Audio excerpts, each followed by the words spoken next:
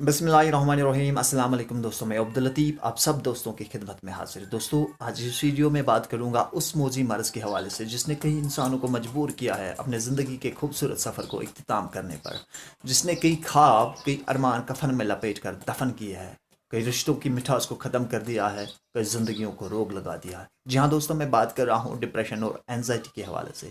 इस वीडियो में जानने की कोशिश करेंगे कि डिप्रेशन होता क्या है, ये क्यों होता है, इसके सिम्टम्स क्या है और इसको ओवरकम कैसे किया जा सकता है। सबसे पहले जानने की कोशिश करेंगे कि डिप्रेशन होता क्या है। दोस्तों, आप सबको पता है कि डिप्रेशन एक जहनी कैफियत का नाम है। ये किसी भी इंसान को हो सकता है, ये बच्चे को भी हो सकता है, ये बुज़ुर्ग को भी हो सकता है। ये उम्र का लिहाज नहीं करता है, ये रंग रूप नस्ल नहीं देखता है। जिस तरह कोई चीज़ कोई शय किसी बड़े पहाड़ के नीचे दब जाती है और उस चीज़ का वहाँ से निकल जाना मुश्किल हो जाता है, ठीक इसी तरह से एक इंसान गमों के पहाड़ के नीचे दब जाता है और इस इंसान का वहाँ से निकल जाना मुश्किल हो जाता है। ये गम, ये वाक़या छोटा भी हो सकता है, ये बड़ा भी हो सकता है। फ़र्ज़ करें अगर किसी गम, किसी वाक़ये, किसी सिनेरियो ने मुझे डिप्रेशन में ला के खड़ा किया है, वही गम वही सिनेरियो मैं आपको दे देता हूँ, वो आपको आपकी ज़िंदगी को असरअंदाज नहीं कर पाएगा, क्योंकि हमारी जो फिंगरप्रिंट्स है एक दूसरे के साथ मैच नहीं कर रहे हैं। इसी तरह से अल्लाह ताला ने हमारी सोच इस तरह से तख्लीक की हुई है कि ये भी एक दूसरे के साथ मेल नहीं खा रही है और हर एक इंसान को मुश्किलातों के साथ डील करने का अलग अलग तरीका होता है। दोस्तों, डिप्रेशन होने के पीछे बहुत सारी वजूहत है, जैसे घर में मियाँ बीवी के दरमियान अनबन या रंजिश पैदा होना बच्चों को भी डिप्रेशन तक ले जा सकती है। मियाँ बीवी खुद भी डिप्रेशन में आ सकते हैं या घर का कोई भी अफराद डिप्रेशन में आ सकता है। कोई ऐसी बीमारी जो लंबे समय तक आपके साथ चली आ रही हो और इस बीमारी की वजह से आप दुखी हो रहे हैं, आप सैड फील कर रहे हैं, ये आपको तकलीफ़ पहुंचा रही है, तो इस तकलीफ़, इस सैडनेस की वजह से आप डिप्रेशन में आ सकते हैं। तलाक, जिस्मानी तौर नाखेज होना, बिजनेस में लॉस हो जाना या कारोबार छूट जाना, ये भी डिप्रेशन के असबाब बन सकते हैं।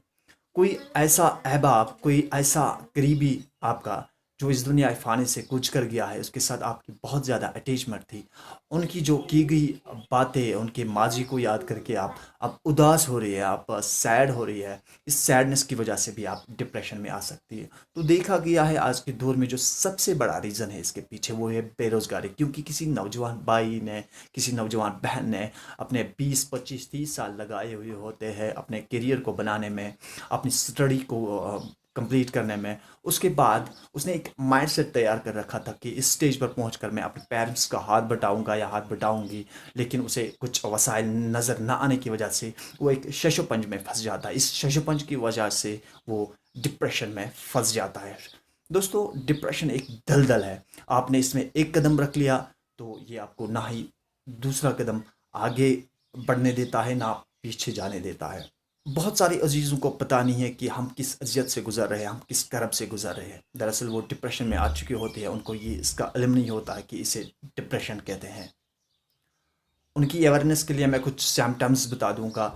अगर आप खुद में पाते हैं ऐसे सिम्टम्स, तो मैं आपको यही मशवरा दूंगा कि आप किसी अच्छे से माहिर नफ्सियात से बात करें, किसी ऐसे इंसान से बात करें जो इसके बारे में, मेंटल हेल्थ के बारे में नॉलेज रखता हो। या आप मेरे साथ भी रब्ता कर सकते हैं, मैं अपना नंबर दे देता हूँ, आप मेरे साथ भी रब्ता कर सकते हैं। मैं आपको हेल्प करूँगा, गाइड करूँगा कि क्या आपने इस अजियत से किस तरह से निकलना है और इस जंग को किस तरह से आपने जीतना है। दोस्तों, मैं सिम्टम्स की बात कर रहा था। आपके रातों की नींद गायब हो सकती है, दिल में इज़्तिराब सा पैदा हो सकता है, सांसों में खिंचाव सा पैदा हो सकता है, आप में चिड़चिड़ापन महसूस हो सकता है, आपको उन महफ़िलों में दिल नहीं लगेगा जिन महफ़िलों के आप जान हुआ करते थे, और आप में हसद पैदा हो सकता है, आप में नफ़रत पैदा हो सकती है, आप में शिकवे शिकायतें की एक बुरी आदत पैदा हो सकती है, आपके शरीर में कमज़ोरी पैदा हो सकती है, आपके चेहरे की रौनक गायब हो सकती है। ऐसा शख्स अंधेरे में बैठना पसंद करता है, तन्हाइयों में बैठना पसंद करता है, वो अकेले में बैठना पसंद करता है। ऐसा शख्स ज़िम्मेदारियों का बोझ नहीं उठा पाता है, चाहे वो ज़िम्मेदारियों का बोझ घर का हो या बाहर का हो। और भी बहुत सारी चीज़ें हैं जिनको ना इंसान लिख सकता है, न बयान कर सकता है, न किसी के साथ शेयर कर सकता है। तो अब वो बात करते हैं दोस्तों कि इस चीज़ को हम किस तरह से ओवरकम कर सकते हैं, इस अजियत को, इस करब को किस तरह से हम ओवरकम कर सकते हैं। सबसे पहले ये चीज़ आपने जहन नशीन करनी होगी कि ये एक लंबी लड़ाई है, इसमें हमें बहुत ज़्यादा वेपन इस्तेमाल करना पड़ सकता है। वेपन यानी कि वो लाहे अमल, वो तौर तरीके, वो टिप्स एंड ट्रिक्स जिनको हम इख्तियार करके इस जंग को जीत सकते हैं। और दोस्तों, हमारी जो ज़िंदगी है वो 4 चीज़ों पर मुनहसर है: जिस्म, जज्बात, रूह और दिमाग। जब इन 4 में से किसी एक चीज़ को ठेस पहुंचती है, जब कोई एक चीज़ हिट हो जाता है इनमें से, तो ये चारों के चारों एस्पेक्ट्स मुतासिर हो जाते हैं। आपने ये नोटिस किया होगा, आपने ये महसूस किया होगा, जब आपके दांत में दर्द होती है तो आपके सर में भी दर्द होने लगती है, आपके शरीर में लेजीनेस आ जाती है, आपसे कोई बात करना चाह रहा होता है उस टाइम तो आपका मन नहीं होता है कि आप उससे बात करें। तो ठीक इसी तरह से एक इंसान जब डिप्रेशन में होता है तो उसके ये चारों के चारों एस्पेक्ट्स मुतासिर हो जाते हैं। इन 4 एस्पेक्ट्स को हमने हील करना होता है, तब हम एक नॉर्मल लाइफ, खुशहाली वाली लाइफ गुजार सकते हैं। इन चारों एस्पेक्ट्स का एक गहरा ताल्लुक है आपस में। और जब हम एक एस्पेक्ट को हील करने में कामयाब हो जाते हैं तो ये चारों के चारों एस्पेक्ट्स खुद ब खुद हील होना शुरू हो जाते हैं। तो सबसे पहले हमने इनमें से वो चीज़ लेनी होगी जो सबसे आला मुकाम रखता है। तो इनमें से सबसे आला मुकाम जो रखता है वो रूह है। तो रूह की जो ग़िज़ा है, रूह का जो हील करने का तरीका है वो है अल्लाह की इबादत। अल्लाह से लव लगानी है, तब जाके हमारी रूह जो है ठीक हो सकती है, ट्रैक पे आ सकती है। हर एक इंसान बचपन में रूहानी एतबार से अल्लाह ताला ने एक आला इंसान बनाया होता है, लेकिन फिर समाज में रहकर अपनी जो बैड डूइंग्स होती है उनकी वजह से, गलत सोहबतों में आकर या समाज का रवैया देखकर इंसान की जो रूहानियत है वो धीरे धीरे दम तोड़ने लग जाती है। फिर हम ज़माने को गिले शिकवे करने लगते हैं, लोगों को दोष देते हैं या दूसरी चीज़ों को दोष देते हैं, लेकिन दरअसल दोष हमारा होता है। हमने ज़िंदगी का मफहूम नहीं ढूंढा होता है, हमें ज़िंदगी का मकसद का पता नहीं होता कि ज़िंदगी का मकसद क्या था, और हमें खुद का पता नहीं होता हमारा क्या मकसद था इस दुनिया में आने का। अब जो रूह को हील करने का तरीका है वो है अल्लाह की इबादत। हमने 5 वक्त नमाज़ पढ़नी होगी। जब आप सजदे में जाया करोगे, लंबा सजदा करना है और उसमें ये तसव्वुर करना है कि मेरे सारे दर्द व गम इस सजदे के ज़रिए से सर के बल आकर मैं अपने रब के सामने रख रहा हूँ। मेरे सारे गुनाह, मेरे सारे दर्द व गम मैं रब के सामने रख रहा हूँ।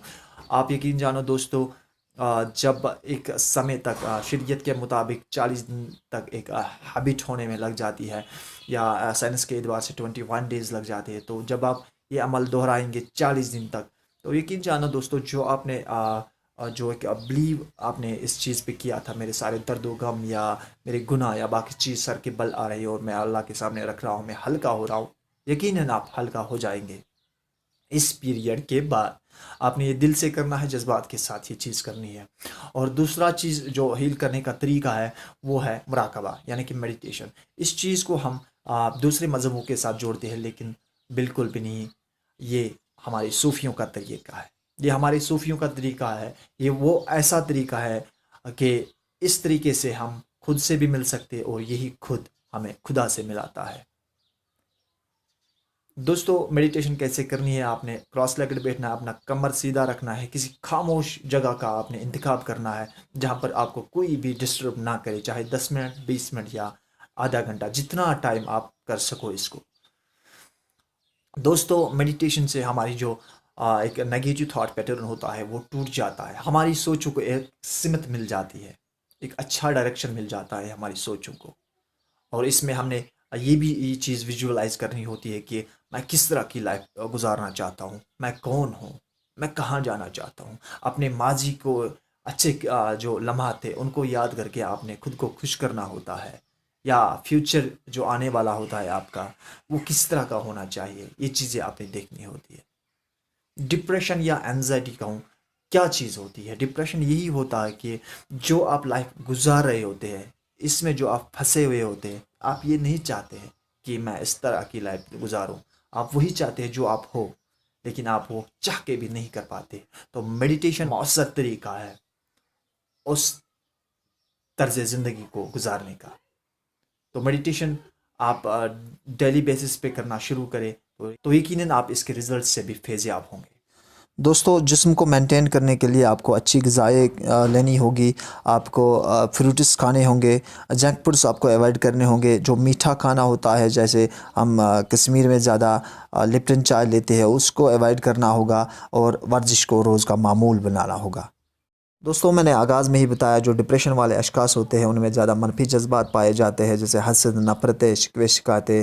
اگر آپ کو بھی ایسے جذبات کسی کو دیکھ کر رونما ہو جاتے ہیں، کسی کی دولت دیکھ کر، کسی کا رتبہ دیکھ کر، کسی کی شہرت دیکھ کر آپ میں ایسے جذبات رونما ہو جاتے ہیں، تو آپ نے اس مؤثر ہتھیار کا استعمال یہاں پہ کرنا ہے کہ آپ نے اس شخص کے حق میں دعا کرنی ہے، یا اللہ آپ ہی رازق ہو، آپ نے اس شخص کو ایسی اچھی نعمتوں سے نوازا ہے، میں بھی آپ کا ہی بندہ ہوں، جیسا ہوں، جو بھی ہوں، گناہ گار ہوں، آپ کا ہی ہوں، مجھے بھی ایسی اچھی نعمتوں سے نوازو۔